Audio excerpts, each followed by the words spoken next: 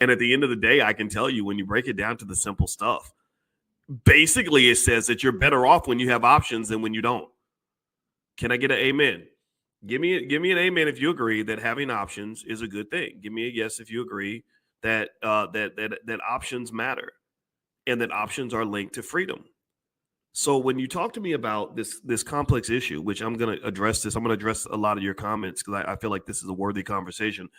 I'm looking at it more so just from this idea that inherently marriage is a complex conversation because the decision to get married to some extent takes away at least a couple of options that you might have had when you were single. A lot of single people know what I'm talking about. For example, when you're married, there is an expectation that you're going to tell your spouse where you went last night. Right? And so that means you don't have the option of just going out and doing whatever you want with whoever you want and having nobody ask you any questions. You can't say, well, it's none of your damn business. Your marriage won't last long if that's your attitude. So with marriage comes expectations, and with expectations comes to some extent a relinquishment of options. You have to let go of some of your options. That option to do whatever you want, that kind of goes out the window. So here's the thing about options that's interesting too. If you're interested in things like stock options, I think this actually provides an appropriate framework to help us really even understand marriage. One of the first things that we learned when I was getting my PhD, when we learned about stock options, the first thing we learned about options is a very simple idea. Now, you can write this down if you want to, or I want you to meditate on this. The first thing they told us about options is that an option can never have a negative value. Now, what does that mean? Now, that doesn't mean it's going to have a positive value. It doesn't mean that having the option is going to benefit you. But what the first fundamental mathematical assumption of an option is that an option can never have a negative value. It must have a non-negative value.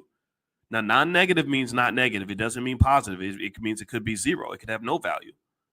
So what effectively must occur, pay attention now, and this happens actually in stock options markets, but it's true for any option.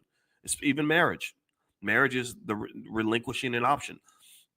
In order for you, follow me now, let me know if you follow me. In order for you to let go of an option, you should be compensated for letting that option go. In order for you to constrain yourself on any level, whatever it is, there has to be some sort of incentive there. There has to be something, some pot of gold at the end of the rainbow. There has to be some compensation of some sort that makes you say, I'm giving up this option, but I'm okay letting this option go because I got compensated for giving up the option that I'm releasing. And so when we get married, the fundamental trade-off that is occurring, in my opinion, this is just me talking as a 53-year-old black man. Now, in case you want to know, I am married. It's funny. A lot of people have a lot to say about marriage, but ain't never done it. They have a lot to say about relationships, but don't have much experience, at least not in a positive way. Or have a lot to say about black women, but ain't never married one. Have a lot to say about who you should marry, but they've never done it themselves. And I think that that's important to kind of think about. So if you want to know my background, yeah, I'm a married man, and I love black women. I mentioned to you guys years ago, I said, I don't know if I'm going to get married, but if I do, I'm going to marry a black woman, period. That's it. So anyway, with that said, the fundamental rule of options is that if you give up an option, you have to be compensated. So that means there has to be something that makes you say, okay, you know what? I don't want to be a player no more. I used to live the fast life. Maybe I lived the city girl life or whatever life you had before. I used to do what I want, whenever I want it, with whoever I want it. I'm letting all that go because there's a benefit. Just like when you get up to and you go to work every morning, you're giving up the option of sleeping in. You're giving up the option of going to the movies. You're giving up the option of hanging out with your kids. And in order for you to give up that option, you have to be compensated. Like if your boss said, I want you to come to work every day, and I'm not going to pay you any money at all, but I'm going to make you spend the whole day doing a terrible job that you would never want to do, nobody would take that job.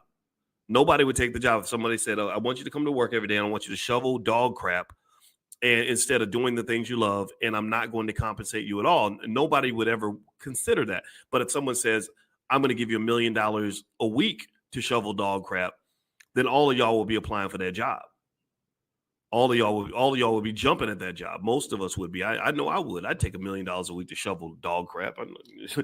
So my point is to say that generally speaking, when I look at relationships and marriage, and I want to get to some of the comments you all made because I thought they were really interesting. I think about that's how I process things. That's how I process the world. If it sounds weird, yeah, that's because I'm a weirdo. But you know what? When you have gone as I have, you become weird. You start to see things differently from other people, and so there are two camps of people that listen to me talk. There are the people that say, "Huh, that was different from what I would have expected. I wonder where he's coming from." And then there are the people who say, "You stupid. You be hating. You dumb.